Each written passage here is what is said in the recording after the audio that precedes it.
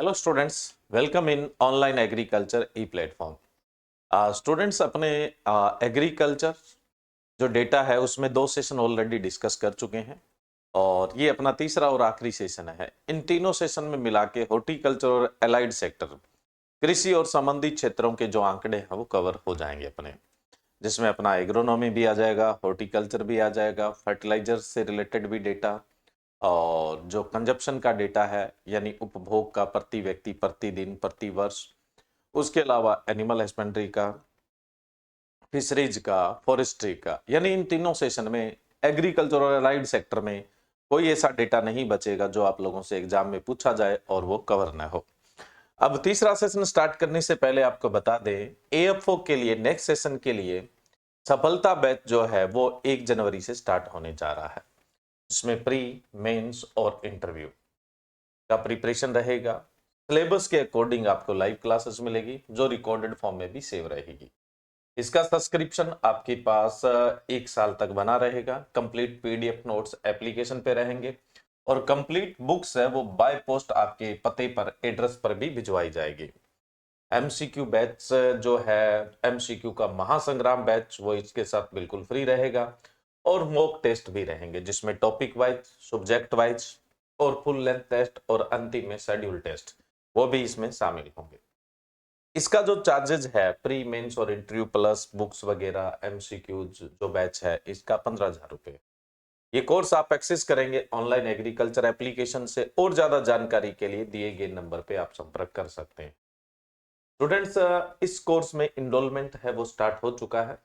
कुछ रिकॉर्डेड क्लासें हैं वो बीच में डाल दी गई है ताकि 1 जनवरी तक आप कुछ न कुछ पढ़ते रहें। 1 जनवरी से आपकी जो लाइव क्लासेज है वो स्टार्ट हो जाएगी। चलिए स्टार्ट करते हैं अपने डेटा। मैंने जैसा कि आप लोगों को पहले बताया था कि बहुत सारा डेटा है वो अपने पीछे के 2 सेशन में डिस्कस कर चुके हैं, चाहे वो इरिगेशन से संबंधित है, चाहे फर्टिलाइजर से संबंधित है, चाहे एग्रोनॉमी क्रॉप से है। ठीक है, तो ये सब हमारा डिस्कस हो गया था, हॉर्टिकल्चर का भी डिस्कस हो गया था, बहुत सारे डेटा हमने फिशरीज के भी कवर किए थे।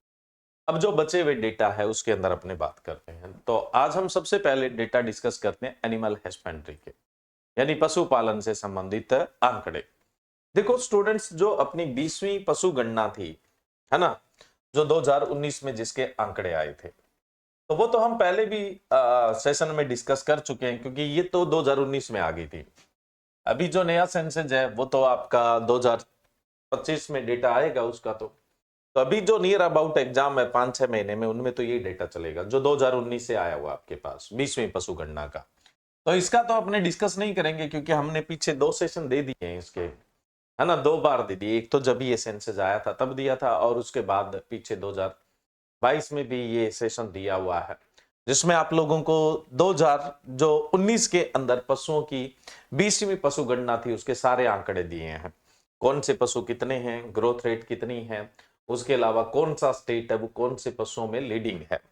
फिर भी अगर आप लोगों के पास डेटा अवेलेबल नहीं है तो इसका पीडीएफ है आपको प्रोवाइड करवा दिया जाएगा, जिसमें लीडिंग स्टेट भी शामिल है। हालांकि इस स्लाइड के अंदर तो आप देख रहे हैं कि जो पशु है जैसे गाय है, केटल है, और इनकी संख्या मिलियंस के अंदर कितनी थी और 2012 की तुलना से कितनी ग्रोथ रेट है वो देखने को मिली थी। तो इस स्लाइड का भी आप स्क्रीनशॉट लेना चाहे तो ले सकते हैं। भारत में टोटल जो पशुधन है, कुल पशुधन है, वो 2019 में 20वीं पशु गणना के अनुसार 536.76 मिलियन है ना। 2012 की तुलना से यहां ग्रोथ कितनी देखने को मिली है, 4.82% है वो ग्रोथ देखने को मिली है। इसी प्रकार से ये पोल्ट्री भी यहाँ पे दिया हुआ है। पोल्ट्री की अगर संख्या देखें तो 851.81 मिलियन है 20वीं पशु गणना के अनुसार, और जो पिछली अपनी सेंसस थी उसकी तुलना से जो ग्रोथ रेट है वो 16.81% है। तो इसको तो डिस्कस करने की जरूरत नहीं, आप सर्च करेंगे तो आपको बहुत सारे 20वीं पशु गणना, बहुत सारे जो यूट्यूबर्स हैं उन्होंने भी बना रखे हैं और हमने भी बना रखे हैं। तो ये तो पुराने आंकड़े चलेंगे यही भाई। अभी 21वीं सेंसस नहीं आई है, स्टार्ट हुई है 21वीं सेंसस, अभी आई नहीं है, 2025 में आएगी। तो 21वीं सेंसस नहीं आई अभी, ठीक है। तो अभी जो डेटा चलेगा आपका, जैसे आप कोई एएफओ का एग्जाम दे रहे हैं या एनएससी का एग्जाम दे रहे हैं, तो वहां पे ये जो 20वीं आपकी पशु गणना है जिसके डेटा 2019 में है, आपको ही पता है पशु गणना 5 साल के अंतराल में होती है। लाइफ स्टॉक सेंसस जब वो 5 साल के अंतराल में होती है, तो 2019 में आंकड़े आए थे, अब 2025 में आपके आंकड़े आएंगे, अभी स्टार्ट हुई है। पीछे मैंने एक छोटा सा वीडियो डाला था, उसमें बताया था कि जो पशु गणना है वो स्टार्ट हो चुकी है, तो डेटा 2025 में आप लोगों को उसका मिलेगा। तो ये ठीक है भाई स्टूडेंट यहां तक। अब अपने बात करते हैं जो एनुअल रिपोर्ट आती है, हर साल जो रिपोर्ट आती है उसमें जो प्रोडक्शन के डेटा होते हैं, उत्पादन के जो आंकड़े होते हैं, पशुओं की संख्या के नहीं, उत्पादन के जो आंकड़े वो हर साल आपको नहीं पढ़ने पड़ते हैं। तो उन डेटा की बात करें जो चेंज है ना। तो चलिए, तो देखो डेटा आपसे 2022-23 का पूछा जाएगा, क्योंकि मिनिस्ट्री जो है, ministry of fisheries, animal husbandry and dairying, उसने जो लास्ट एनुअल रिपोर्ट जारी की वो 2022-23 की जारी की। जाहिर सी बात है भाई, है तो रिपोर्ट तो 2023-24 की है, उसमें आंकड़ा कौन सा जारी किया उन्होंने, 2022-23 का। अभी जो अक्टूबर 2024 के अंदर एनुअल रिपोर्ट जारी हुई है, उसमें डेटा किसका है, 2022-23 का। तो आप लोगों से जो डेटा पूछा जाएगा एग्जाम में वो 22-23 का पूछा जाएगा, 23-24 का डेटा नहीं पूछा जाता है। 23-24 में सिर्फ और सिर्फ एक डेटा आपसे पूछा जा सकता है, मिल्क की पर कैपिटा अवेलेबिलिटी, है ना, दूध की प्रति व्यक्ति जो उपलब्धता है वो पूछी जा सकती है। उसमें भी 2022-23 का भी पूछा जा सकता है और 23-24 का भी पूछा जा सकता है। बाकी जो एनुअल रिपोर्ट है उसी के अनुसार आंकड़े आएंगे भाई। जो 24 के अंदर एनुअल रिपोर्ट जारी हुई है, जिसको 23-24 की एनुअल रिपोर्ट बोलते हैं, उसमें आंकड़ा 22-23 का होता है। आंकड़ा जो होता है वो किसका होता है, 22-23 का। तो लेटेस्ट जो एनुअल रिपोर्ट है उसके ये डेटा है, ठीक है। अब देखो, जो एनिमल हस्बेंड्री या मैं बोलूं लाइफ स्टॉक, यानी जो पशुधन है, पशुधन क्षेत्र से 2022-23 में टोटल जो व्यवसाय हुआ है वो कितना हुआ है, 13,55,460 करोड़ का हुआ है ना। Life stock sector is about 13,55,460 crore at current price during financial year 2022-23। वित्त वर्ष 2022-23 के दौरान पशुधन क्षेत्र का कुल सकल लाभ वर्तमान मूल्यों पर लगभग 13,55,460 करोड़ रुपए था। ये टोटल भारत में लाइव स्टॉक का बिजनेस रहा भाई। अगर हम देखें तो जो एग्रीकल्चर की ग्रोस वैल्यू एडिशन है या फिर जीडीपी है, ग्रोस डोमेस्टिक प्रोडक्शन है, तो एग्रीकल्चर की जीडीपी में या जीवीए के अंदर इसका कितना योगदान है। एग्रीकल्चर की जीडीपी में तो जी योगदान है 30.23%, 30.23% योगदान है। वहीं पे टोटल जीडीपी में अगर बात करें या टोटल जीवीए, भारत की जो टोटल इनकम है, जिसमें मेडिकल सेक्टर भी आ गया, परिवहन भी आ गया, सब कुछ आ गया, तो उनमें से पशुधन का कंट्रीब्यूशन कितना है, 5.50% है। यानी टोटल जीडीपी या जीवीए में से तो 5.5% है, और एग्रीकल्चर जीडीपी में कितना कंट्रीब्यूशन है, 30.23% है, यानी 30.23% है। अब बात आती है कि ग्रोथ रेट क्या रही।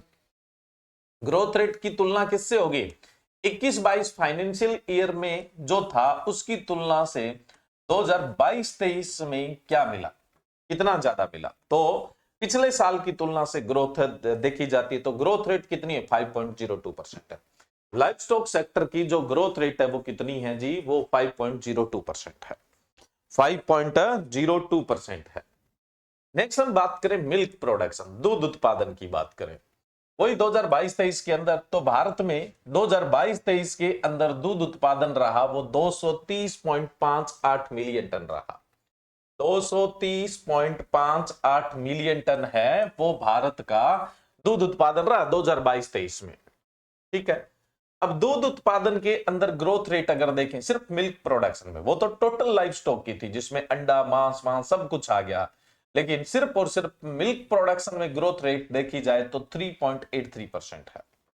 2022-23 के दौरान दूध उत्पादन 230.58 मिलियन टन रहा, होगा नहीं रहा, जो 3.83% की वृद्धि है वो आपको दिखा रहा है। The per capita availability of milk is around 459 grams per day 2022-23। 2022-23 में प्रति व्यक्ति दूध की उपलब्धता है 459 ग्राम प्रतिदिन, 459 ग्राम प्रति व्यक्ति प्रतिदिन, है ना। लेकिन अगर मैं यहां पे बात करूं 2023-24 की, तो 2023-24 के अंदर जो दूध की उपलब्धता है वो कितनी है? मैंने कहा ना 23-24 का सिर्फ यही आंकड़ा आ सकता है। तो 471 ग्राम पर डे 23-24 में अवेलेबिलिटी और इंक्रीज हुई है भाई। 471 ग्राम प्रतिदिन दूध की उपलब्धता है। ये 23-24 की है और 22-23, आप दोनों आंकड़े ध्यान रखिए। आपके एग्जाम में 22-23 का भी आंकड़ा पूछा जा सकता है और 23-24 का भी आंकड़ा पूछा जा सकता है। कौन से स्टेट में प्रति व्यक्ति प्रतिदिन दूध की उपलब्धता सबसे ज्यादा है? वो पंजाब में है। पर कैपिटा पर डे जो सबसे ज्यादा मिल्क की अवेलेबिलिटी है वो कहां पर है जी? पंजाब के अंदर है। चलिए नेक्स्ट अपने बात करें, जो टोटल मिल्क प्रोडक्शन होता है उसमें किस पशु का कितना योगदान है? टोटल जो मिल्क प्रोडक्शन होता है उसमें किस पशु का कितना योगदान है? देखो भाई, कुल दूध उत्पादन में से अगर हम बात करें किसकी? गाय की, तो गाय में जो क्रॉस ब्रीड होती है, अपनी देसी और विदेशी गायों से जो क्रॉस ब्रीड तैयार है, उसका जो योगदान है वो है 29.81%, सबसे ज्यादा क्रॉस ब्रीड का है। उसके अलावा अपने बात करें तो जो भारतीय देसी नस्लें हैं, है ना, देसी नस्लें, उनका जो योगदान है वो है 10.73%। देसी नस्लों का योगदान कितना है? 10.73% है वो योगदान है। ठीक है। उसके अलावा अपने बात करें जिनका विवरण नहीं है, जो अभी रजिस्टर्ड गाय नहीं है किसी क्षेत्र में, जिनका पालन तो हो रहा है लेकिन अभी उनको पंजीकृत नहीं किया गया, उनको नॉन डिस्क्रिप्टिव बोलते हैं, तो उन गायों का योगदान है 9.51%। वहीं पे हम एक्जोटिक काऊ की बात करें, विदेशी गायों की बात करें, जैसे जर्सी, होल्स्टीन फ्रीजियन है, तो उनका योगदान है 1.86%। ये टोटल योगदान किसका हुआ जी? गाय का। अब देखो गाय में जो क्रॉस ब्रीड है, यहां ध्यान रखिएगा, यहां से आपका क्वेश्चन बन सकता है। क्रॉस ब्रीड का योगदान है 29.81। वहीं पे अपनी जो देसी नस्लें हैं, देसी गाय है, इंडिजीनियस काउ जिसको आप बोलते हैं, उनका योगदान है 10.73। नॉन डिस्क्रिप्टिव है, जिनका विवरण नहीं है, जो पंजीकृत नहीं है, उनका योगदान है 9.51। और वहीं पे अगर मैं बात करूं तो जो विदेशी है, एक्जोटिक ब्रीड्स है ना, एक्जोटिक का जो योगदान है जी वो है 1.86। अब आप इनका टोटल करके देख लो।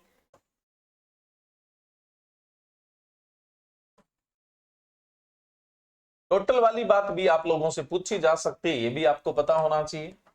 टोटल आप करोगे तो 4, 5 और 6 11, है ना, 9 और 7 16 और 5 21 और 8 29, है ना, 3 9 और 3 12, 12 और 9 21, 3 और 2 5। देखो जी, गाय है वो कुल दूध उत्पादन में कितना योगदान दे रही है? 51.91% योगदान दे रही है। कितना योगदान दे रही है? 51.91% गाय हैं कुल दूध उत्पादन में योगदान दे रही है। अब भैंसों की बात कर लेते हैं जी। देखो जो डिस्क्रिप्टिव ब्रीड्स है भैंसों में, ये तो गायों का योगदान है, जिसमें क्रॉस ब्रीड यानी जो संकर अपने नस्लें हैं, वो संकर नस्लों का 29.81 है ना, ये अच्छे से याद कर लेना।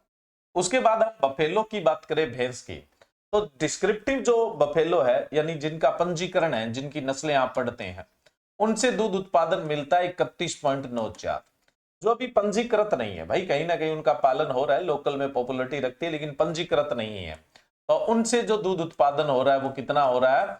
12.87 हो रहा है। अब इन दोनों का देखें तो मिला के कितना हो गया? 7 4 11 और 10 और 8 18, है ना, 4 44.81% जो उत्पादन हो रहा है वो किससे हो रहा है? 44.81% जो उत्पादन हो रहा है दूध का, वो भैंसों से हो रहा है। और 51.91% है वो किससे हो रहा है? गायों से हो रहा है। अब जो बकरी है, बकरी से कितना दूध उत्पादन हो रहा है भाई? बकरी से जो दूध उत्पादन हो रहा है वो 3.30% हो रहा है। कितना हो रहा है? 3.30% है वो उत्पादन हो रहा है। बकरी से जो उत्पादन हो रहा है वो 3.3। गायों का योगदान कितना है? 51.91। भैंस का योगदान कितना है? 44.81%। और बकरी का दूध उत्पादन में योगदान कितना है? 3.30% है वो योगदान है। तो ये आंकड़ा अच्छे से आप लोगों को देखना है, ये अपनी जो एनुअल रिपोर्ट है उसी के तहत का आंकड़ा है। चलिए, तो ये गाय का योगदान। अब इसका मतलब ये हुआ कि भारत में जो कुल दूध उत्पादन होता है उसमें सबसे ज्यादा दूध उत्पादन करती है गाय, उसके बाद भैंस और बकरी का योगदान है वो 3.30% है। चलिए नेक्स्ट अपने बात करते हैं, egg production is around 138.38 billion numbers during 2022-23। The per capita availability during 2022-23 is around 101 egg per annum। देखो भाई, अगर हम 2022-23 के दौरान अंडे के उत्पादन की बात करें तो अंडे का जो उत्पादन हुआ है जी वो हुआ है 138.38 बिलियन। अंडे तो संख्या में होंगे ना, वजन में नहीं होंगे। 138.38 बिलियन हुआ है। और प्रति व्यक्ति प्रति वर्ष अंडे की उपलब्धता अगर देखी जाए, प्रति व्यक्ति प्रति वर्ष है यहाँ पे, ठीक है, 101 अंडे की उपलब्धता है भारत के अंदर, ठीक है। अगर हम अंडा उत्पादन में ग्रोथ रेट देखें, एग प्रोडक्शन के अंदर ग्रोथ रेट देखें, वृद्धि दर देखें, तो कितनी वृद्धि दर देखने को मिली है? 6.77% ग्रोथ रेट है वो 22-23 में आपको देखने को मिली है। यानी 21-22 की तुलना से 22-23 में अगर डेटा देखा जाए तो ग्रोथ रेट आपको वृद्धि दर कितनी मिली है? 6.77% वृद्धि दर है वो मिली है। वुल प्रोडक्शन यानी ऊन उत्पादन में अगर अपने बात करें तो ऊन उत्पादन जो हुआ है 2022-23 में वो 33.61 मिलियन किलो हुआ है। 33.61 मिलियन किलो ऊन उत्पादन हुआ है। वैसे तो ऊन उत्पादन 2011 से आप देखोगे तो लगातार गिरता जा रहा है, लेकिन पिछले साल की तुलना से अब कुछ वृद्धि देखने को मिली है। कितनी? 2.12%। तो ग्रोथ रेट कितनी है भाई? 2.12% ऊन उत्पादन में वृद्धि दर है वो देखने को मिली है। नेक्स्ट हम बात करें मीट प्रोडक्शन की। देखो 2022-23 के अंदर जो मीट प्रोडक्शन हुआ है वो 9.77 मिलियन टन उत्पादन हुआ है। 9.77 मिलियन टन मीट उत्पादन हुआ है। अगर मीट प्रोडक्शन में ग्रोथ रेट देखी जाए, वृद्धि दर देखी जाए तो कितनी है? 5.13% वृद्धि दर है। मीट प्रोडक्शन में ग्रोथ रेट देखी जाए तो 5.13% है वो ग्रोथ रेट देखने को मिलती है। ये मीट उत्पादन की बात है। अगर अपने भारत का विश्व में सिनेरियो देखें, अगर भारत का विश्व में सिनेरियो देखें तो मिल्क प्रोडक्शन में भारत फर्स्ट पोजीशन पे है। दूध उत्पादन के अंदर भारत जो है विश्व में पहले नंबर पे है। भारत पूरे विश्व का 25% दूध उत्पादन करता है, जो अपने आप में बहुत बड़ी मात्रा है। भारत मिल्क प्रोडक्शन में फर्स्ट पोजीशन पे है। और पूरे विश्व का कितना प्रतिशत दूध उत्पादित करता है भाई? 25% दूध है वो उत्पादित करता है। वहीं पे अंडा उत्पादन में बात करें तो विश्व में अंडा उत्पादन में भारत का दूसरा स्थान है। और भारत पूरे विश्व के 7% अंडा उत्पादन करता है, 7% एग प्रोडक्शन करता है। वहीं पे मीट प्रोडक्शन में अगर देखा जाए तो भारत का मीट प्रोडक्शन में 5th पोजीशन है। और पूरे विश्व के मीट प्रोडक्शन का 3% जो हिस्सा है वो भारत है वो शेयर करता है। चलिए अब अपने बात करते हैं कि जो मेजर सेक्टर है उसमें कौन कौन से स्टेट है वो लीडिंग है, यानी अग्रणीय राज्य है। देखो अगर हम मिल्क प्रोडक्शन के अंदर बात करें, दूध उत्पादन के अंदर बात करें तो मिल्क प्रोडक्शन के अंदर लीडिंग जो स्टेट है वो है उत्तर प्रदेश।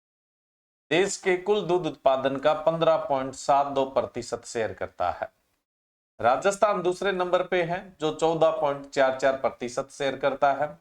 और मध्य प्रदेश है वो तीसरे नंबर पे है जो कुल दूध उत्पादन का 8.73% शेयर करता है।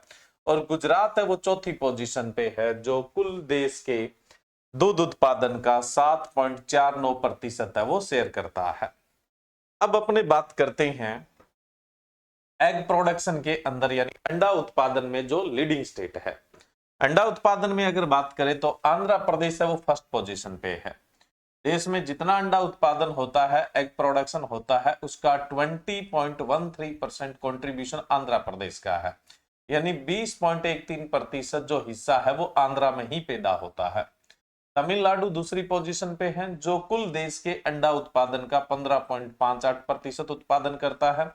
और तीसरी पोजीशन पे तेलंगाना है जो कुल देश के एग प्रोडक्शन का 12.77% है वो शेयर करता है, यानी 0.77% है वो शेयर करता है। फिर अपने बात करें मीट प्रोडक्शन के अंदर यानी मांस उत्पादन के अंदर, तो मांस उत्पादन में फर्स्ट पोजीशन पे उत्तर प्रदेश है। कुल देश के मांस उत्पादन का 12.2% जो उत्पादन करता है वो उत्तर प्रदेश। वेस्ट बंगाल दूसरी पोजीशन पे है, कुल देश के मांस उत्पादन का 11.93%, 11.93% मीट प्रोडक्शन करता है। वहीं पे महाराष्ट्र की बात करें तो महाराष्ट्र कुल देश के मीट का 11.50%, 11.50% है वो प्रोडक्शन करता है। अब हम ऊन उत्पादन की बात करें, वुल प्रोडक्शन की बात करें तो वुल प्रोडक्शन में जो लीडिंग स्टेट है वो राजस्थान, लगभग भारत का 50% मान के चलिए।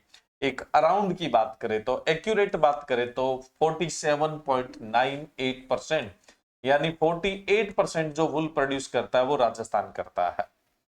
दूसरा नंबर जम्मू कश्मीर का है, जो टोटल नेशन की जो वुल प्रोडक्शन होता है उसका 22.55% प्रोड्यूस करता है। और गुजरात है वो देश की कुल वुल प्रोडक्शन का 6.01% है वो प्रोडक्शन करता है।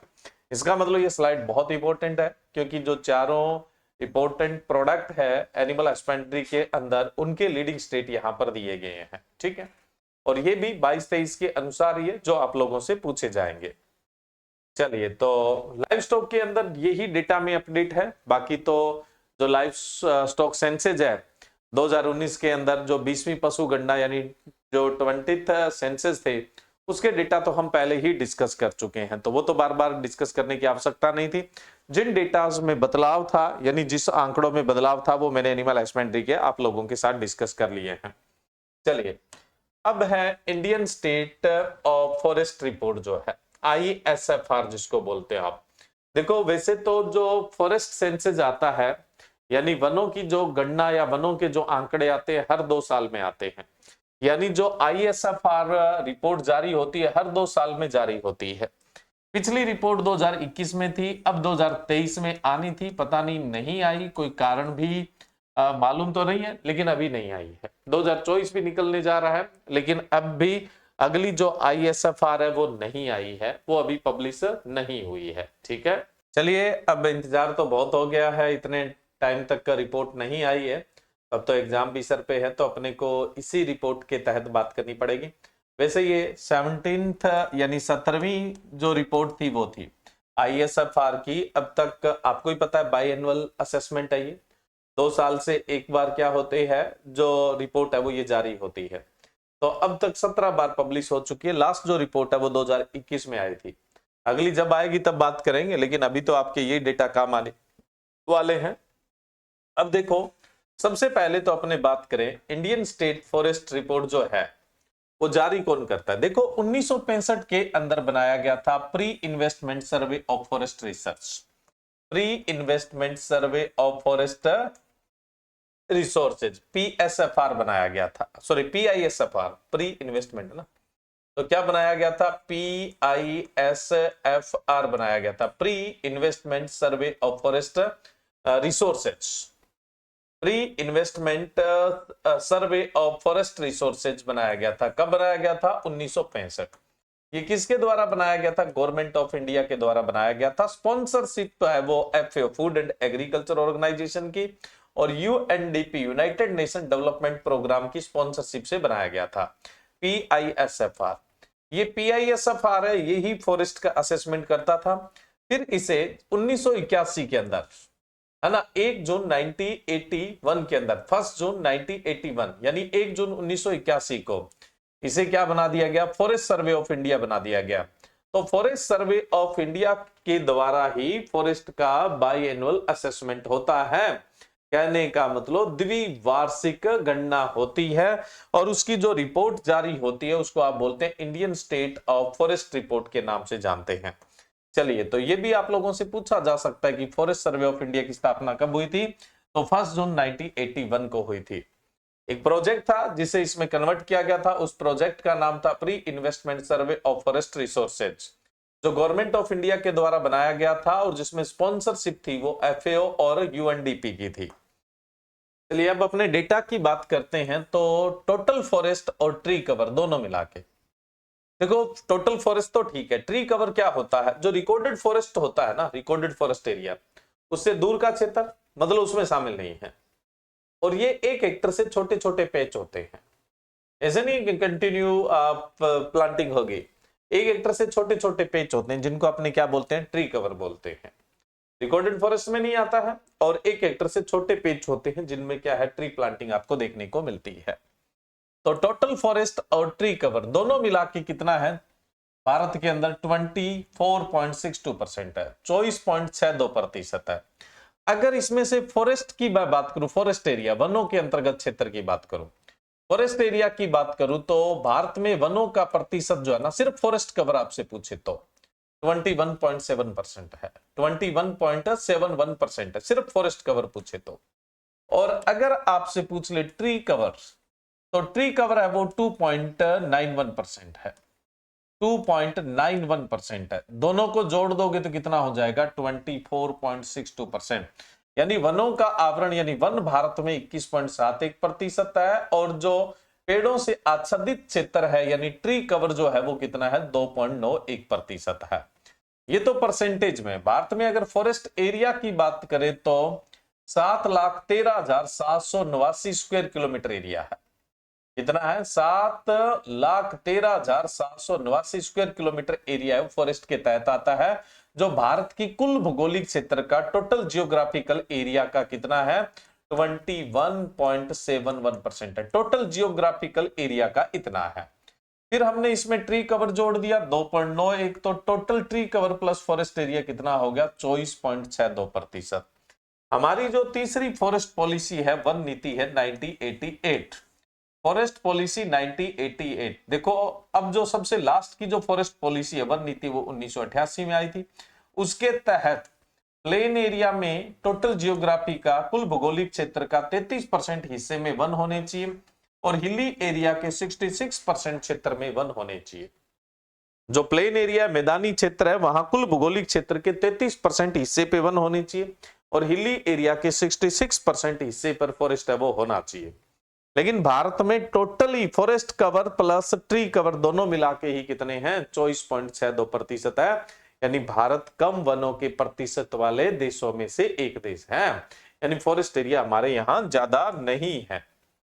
अब भारत के वो 5 मुख्य राज्य है जिसमें 2019 से 2021 के बीच में सबसे ज्यादा फॉरेस्ट एरिया इंक्रीज हुआ है, जिन्होंने गेन किया है सबसे ज्यादा फॉरेस्ट एरिया। तो देखो अगर हम टॉप 5 स्टेट की बात करें जिन्होंने फॉरेस्ट कवर को क्या है, इंक्रीज किया पिछले 2 सालों में सबसे ज्यादा, तो सबसे ज्यादा फॉरेस्ट एरिया इंक्रीज हुआ है आंध्र प्रदेश में, दूसरे नंबर पे तेलंगाना पे, तीसरे पे ओडिशा पे, चौथे पे कर्नाटका पे, और 5वें पे झारखंड पे। लेकिन फिर भी ये डेटा इतना इंपॉर्टेंट नहीं है, सिर्फ इस स्लाइड का डेटा। अब हम बात करें भाई, देखो फॉरेस्ट जो होता है उसको हम 3 कैटेगरी में डिवाइड करते हैं। एक तो होता है वेरी डेंस फॉरेस्ट। देखो वेरी डेंस फॉरेस्ट है वो किसे कहा जाता है, किसी एरिया में जो फॉरेस्ट है उसमें जो पेड़ है, तो पेड़ों की जो कैनोपी होती है वो ग्राउंड को 70% से ज्यादा ढक लेती है, जमीन 70% से ज्यादा ढक लेती है, तो उसको हम वेरी डेंस फॉरेस्ट बोलते हैं, यानी अधिक सघन वन बोलते हैं। भारत में जो अधिक सघन वन है वो 3.04% है। कितना है, 3.04% है, यानी जो वेरी डेंस फॉरेस्ट है।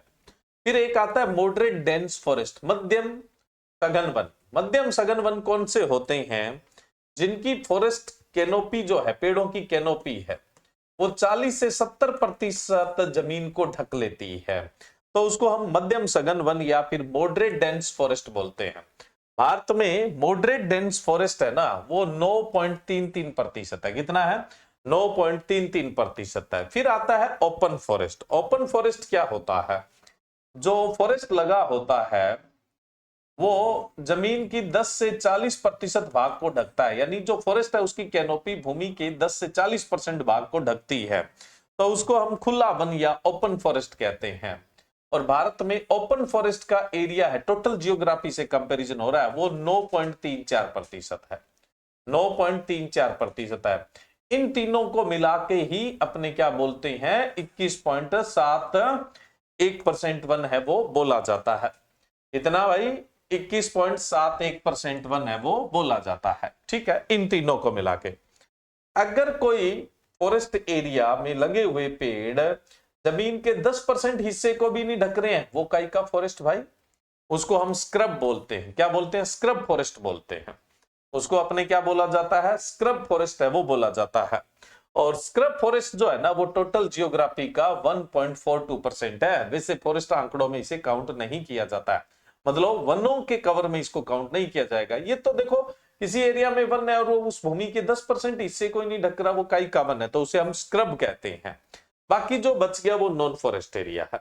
बाकी जो बच गया वो नॉन फॉरेस्ट एरिया। और भारत में नॉन फॉरेस्ट एरिया जो है वो जिसमें कल्टीवेटेड एरिया, खेती योग्य भूमि, शहर, गांव सब कुछ आ जाता है, वो 76.87 है। 76.87% है वो नॉन फॉरेस्ट एरिया में आता है जी। चलिए अब हम बात करें भारत में सबसे ज्यादा वनों का क्षेत्र कौन से राज्य में है, यानी फॉरेस्ट एरिया सबसे ज्यादा भारत में कहां पर है। भारत में सबसे ज्यादा फॉरेस्ट एरिया एक तो मध्य प्रदेश में फर्स्ट पोजीशन पे, तो मध्य प्रदेश में सबसे ज्यादा फॉरेस्ट एरिया है। अरुणाचल प्रदेश का दूसरा नंबर आता है, छत्तीसगढ़ का तीसरा नंबर आता है, ओडिशा का चौथा और महाराष्ट्र का पांचवा नंबर आता है। फिर हम बात करें highest percentage of forest cover, यानी जो स्टेट जिस राज्य का जितना भौगोलिक क्षेत्र है, जियोग्राफिकल एरिया है, उसके कितने परसेंट हिस्से पे वन है, यानी उस स्टेट का टोटल कितना एरिया है वो वनों से घिरा हुआ, वो परसेंटेज आपसे पूछ रहे हैं। पहले तो हम बात कर रहे थे कि टोटल फॉरेस्ट का एरिया कहां पर ज्यादा है, तो वो सबसे ज्यादा मध्य प्रदेश में, फिर अरुणाचल प्रदेश में, फिर छत्तीसगढ़ में, फिर ओडिशा में, फिर महाराष्ट्र में। लेकिन परसेंटेज फॉरेस्ट कवर सबसे ज्यादा कहां है, तो ये तो नॉर्थ ईस्ट के स्टेट है, उत्तरी पूर्वी जो राज्य है उनमें है, स्वाभाविक बात है। तो highest percentage of forest cover कहां पे है? मिजोरम में है। कितना है? 84.53। उनके स्टेट की 84.53% हिस्से पर वन ही है। अरुणाचल प्रदेश के 79.33% हिस्से पर वन है। मेघालय के 76% हिस्से पर वन है। मणिपुर के 74.34 हिस्से पर वन है और नागालैंड के 73.90% हिस्से पर क्या है? वन है। तो ये सबसे ज्यादा हाईएस्ट फॉरेस्ट परसेंटेज कवर रखते हैं। नेक्स्ट हम बात करें मैनग्रोव। देखो मैनग्रोव क्या होता है, मैनग्रोव वेजिटेशन का मतलब क्या है। जैसे ये मैं बात करूं तो ये समुद्र है, समुद्र में टाइडल, सुनामी, इनकी वजह से पानी क्या है किनारों के पास काफी दूर तक आता जाता रहता है। तो यहाँ मार्सी लैंड हो जाती है, दलदल जैसी भूमि सी हो जाती है। इसमें जो मतलब वेजिटेशन उगती है वो हेलियोफाइट्स उगती है ना, सॉरी हेलियोफाइट्स क्या, हेलोफाइट्स उगती है, लवणोद्भिद उगती है। हेलियोफाइट्स तो प्रकाश प्रिय होता है यानी सन लविंग होता है। मैं बात कर रहा हूँ हेलोफाइट, लवणोद्भिद वनस्पति है वो उगती है, यानी हेलोफाइट वेजिटेशन है वो उगती है। तो जो ये एरिया है ना ये इंटरटाइडल एरिया कहलाता है ना, जिसमें समुद्र का पानी आता जाता रहता है, वो इंटरटाइडल एरिया। तो इंटरटाइडल एरिया में जो वेजिटेशन होती है उसको मैनग्रोव वेजिटेशन बोलते हैं। तो अब अपने बात करें भारत में मैनग्रोव जो फॉरेस्ट है ना वो सबसे ज्यादा कहां पर है। भारत में सबसे ज्यादा जो मैनग्रोव फॉरेस्ट है वो तो आपको पता ही है वेस्ट बंगाल में है। कहां पर है भाई? वेस्ट बंगाल के अंदर सबसे ज्यादा मैनग्रोव फॉरेस्ट है। और वेस्ट बंगाल में सुंदरवन है ना, सुंदरवन मैनग्रोव में ही आता है। दूसरा नंबर है जी गुजरात का, दूसरा नंबर किसका है जी? गुजरात का है। तो सबसे ज्यादा मैनग्रोव वन जो है वो वेस्ट बंगाल के अंदर है। और उसके बाद हम बात करें तो दूसरे नंबर पे किस पे है? गुजरात पे। आपसे पूछ ले तो मैनग्रोव वेजिटेशन सबसे ज्यादा कहां है, आप बोलोगे वेस्ट बंगाल, और दूसरे नंबर पे कहां है जी? गुजरात के अंदर है। नेक्स्ट हम बात करते हैं मैक्सिमम ट्री कवर कौन से राज्य में है। मैक्सिमम ट्री कवर है वो कौन से स्टेट में है? ट्री कवर यानी पेड़ आच्छादित क्षेत्र जो है, एक नंबर पे महाराष्ट्र, दो नंबर पे राजस्थान, तीन पे मध्य प्रदेश, चौथे पे कर्नाटका और पांचवे पे कौन सा है जी? उत्तर प्रदेश है। Maximum tree cover as a percentage of geographical area, अगर किसी राज्य या यूनियन टेरिटरी जो है उसका जो टोटल एरिया उसमें से परसेंटेज देखें तो ट्री कवर में परसेंटेज सबसे ज्यादा किसका है? तो परसेंटेज एरिया चंडीगढ़ का एक नंबर पे है, दिल्ली का दो नंबर पे है, केरला 3 नंबर पे है और गोवा है वो 4 नंबर पे है। ठीक है, तो ये बात हो गई परसेंटेज ट्री कवर की। अब अपने बात करें बेम्बू, बांस। देखो बांस का सबसे ज्यादा क्षेत्र जो है ना वो मिजोरम में है। सबसे ज्यादा बांस का क्षेत्र मिजोरम में, और दूसरा नंबर किसका है? अरुणाचल प्रदेश का है। और सबसे कम जो बांस का क्षेत्रफल है वो मध्य प्रदेश में है। सबसे कम बांस है वो मध्य प्रदेश में, और दूसरा नंबर किसका आता है जी? महाराष्ट्र का आता है। ये बेम्बू एरिया के लिए बात हो गई। नेक्स्ट अपने बात करते हैं कार्बन स्टॉक की, है ना भाई। जो कार्बन स्टॉक है उसकी बात करें तो 2021 के अंदर जो कार्बन स्टॉक है अपने देश का वो है एस्टिमेटेड 7,204 मिलियन टन है। कार्बन स्टॉक जो है कितना है? 7,204 मिलियन टन है। अब हम देखें कि कार्बन स्टॉक सबसे ज्यादा कौन से राज्य में है। तो देखो सबसे ज्यादा जो कार्बन स्टॉक है ना वो अरुणाचल प्रदेश में है। सबसे ज्यादा अरुणाचल प्रदेश में। ये कार्बन स्टॉक में भूमि से ऊपर जो बायोमास है उसका कार्बन, प्लस भूमि के नीचे जो जड़ें वगैरह है उनका कार्बन भी, दोनों मिला के ही कार्बन स्टॉक है। ठीक है, यहाँ पे तो सबसे ज्यादा कार्बन स्टॉक अरुणाचल प्रदेश में, फिर मध्य प्रदेश में, फिर छत्तीसगढ़ में, और फिर महाराष्ट्र में है। और प्रति हेक्टर सबसे ज्यादा जो कार्बन स्टॉक है, जितना कार्बन स्टॉक है उतनी अच्छी बात है, तो प्रति हेक्टर सबसे ज्यादा जो कार्बन स्टॉक है वो कहां पे है प्रति हेक्टर? वो सबसे ज्यादा जम्मू कश्मीर में, फिर हिमाचल प्रदेश में, फिर सिक्किम में, फिर अंडमान निकोबार आइलैंड के अंदर है। तो ये बात होगी जी कार्बन स्टॉक की। अब हम बात करें कि सबसे कम फॉरेस्ट एरिया परसेंटेज कहां पे है। सबसे कम फॉरेस्ट एरिया परसेंटेज जी हरियाणा में है। सबसे कम फॉरेस्ट एरिया परसेंटेज हरियाणा में है, और उसके बाद पंजाब में। Forest area percentage, forest cover की बात करें तो परसेंटेज में सबसे कम परसेंटेज फॉरेस्ट है ना वो हरियाणा में, और उसके बाद किसमें है जी? पंजाब के अंदर है। नेक्स्ट अपने बात करें विश्व में सबसे ज्यादा फॉरेस्ट जो है वो रसिया में है।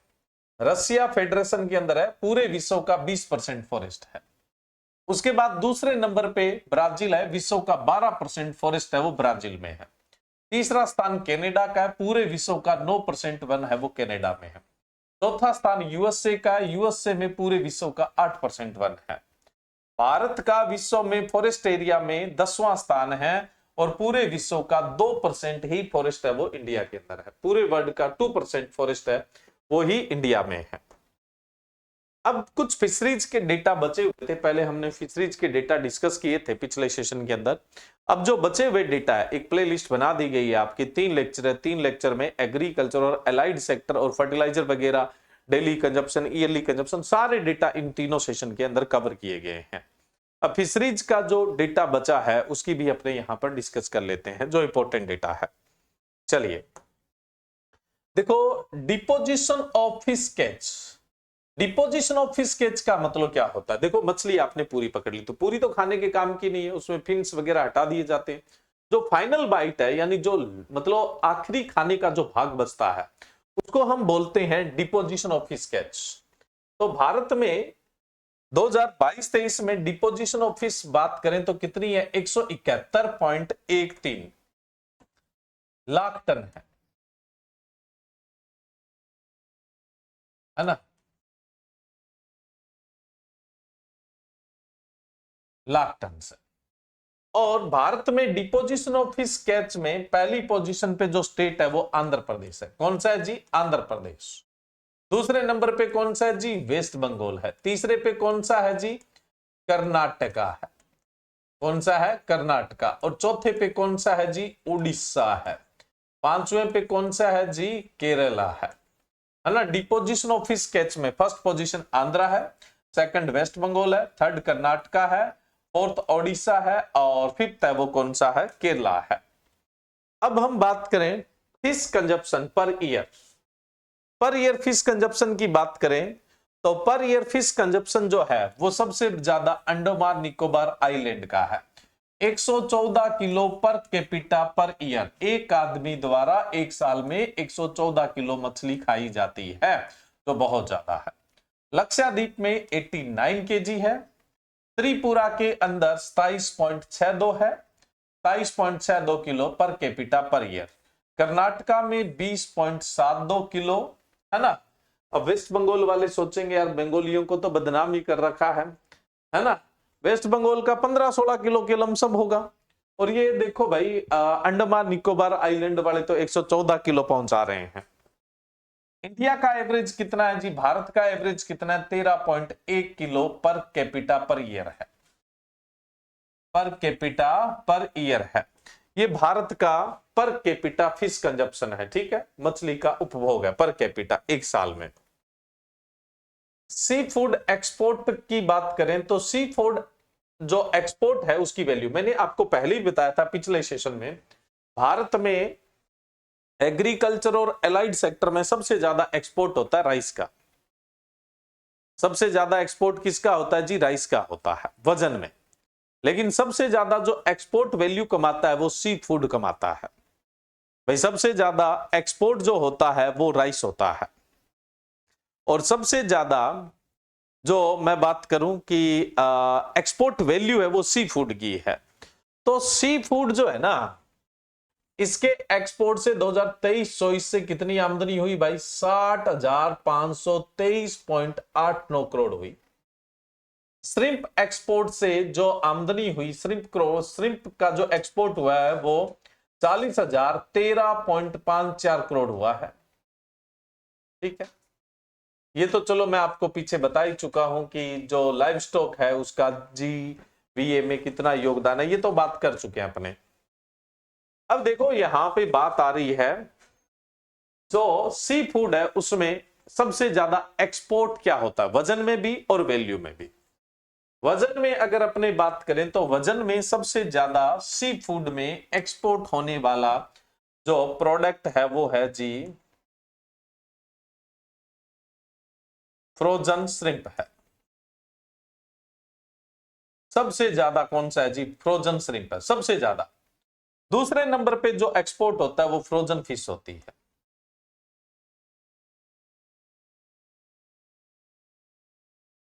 दूसरे नंबर पे जो सबसे ज्यादा एक्सपोर्ट होता है वो क्या होता है जी? फ्रोजन फिश है, वो दूसरे नंबर पे सबसे ज्यादा एक्सपोर्ट होती है ना। तो ये दो आप ध्यान रखें। बाकी तो देखो जी अगर अपने बात करें तो फिर FR कल्चर फिश है, FR स्क्विड्स है, उसके बाद हम बात करें ड्राइड आइटम। तीसरे नंबर पे देखें तो आप वजन में ड्राइड आइटम होते हैं, सूखे उत्पाद।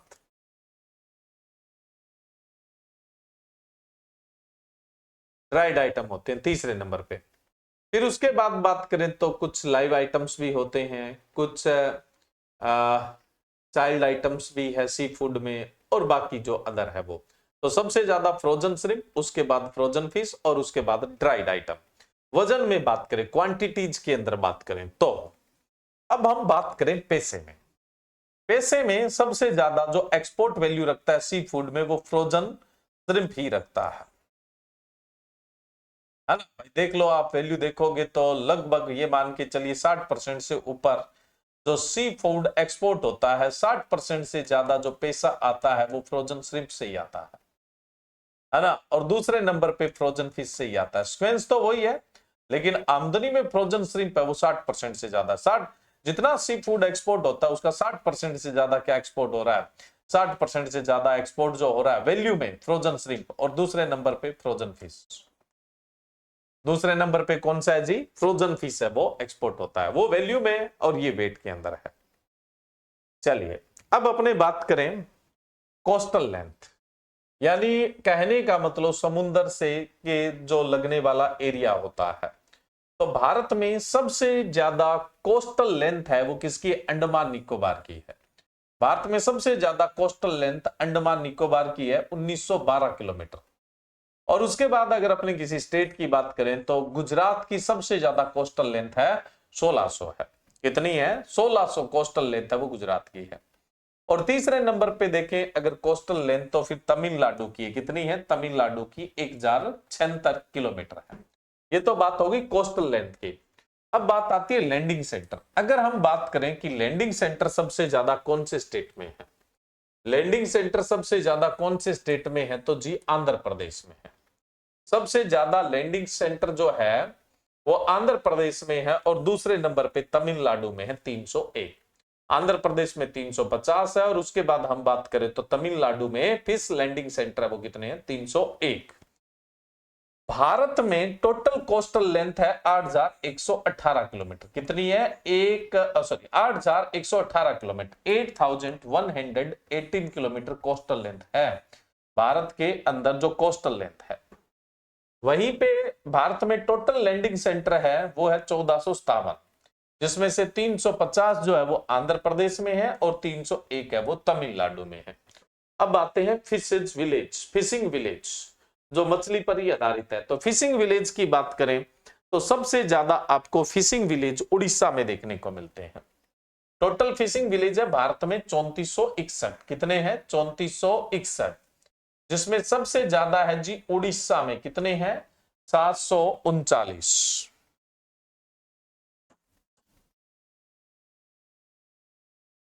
739 है। दूसरे नंबर पे तमिलनाडु में है, दूसरे नंबर पे तमिलनाडु में है और तीसरे नंबर पे आंध्र प्रदेश में है। और टोटल कितने हैं 3461 फिशिंग विलेज है भारत के अंदर टोटल जो है। इसमें कितने वो मैंने आपको बता दिए हैं। और जो लैंडिंग सेंटर है वो सबसे ज्यादा कहां है भाई आंध्रा में, और उसके बाद कहां पे है तमिलनाडु में। चलिए, तो इसी के साथ आपका एग्रीकल्चर से रिलेटेड हर सेक्टर का डेटा है वो कंप्लीट हो गया है और आप तैयारी के बिल्कुल अंतिम पलों में हैं। तो आप टेस्ट सीरीज है वो ज्वाइन कर सकते हैं। अभी एनएससी के लिए तो समय पड़ा है, 10 कंप्लीट टेस्ट है तो बिल्कुल एग्जाम फॉर्मेट पे है और सिर्फ 99 रुपीज के हैं, और जिन्हें आप एक्सेस कर सकते हैं ऑनलाइन एग्रीकल्चर एप्लीकेशन के लिए। तो डेटा मैंने आपको अपनी तरफ से पूरा अवेलेबल करवा दिया है और इस डेटा को अच्छे से देख लेना, और आपका जो भी नियर अबाउट एग्जाम है उसके लिए गुड लक। Thank you.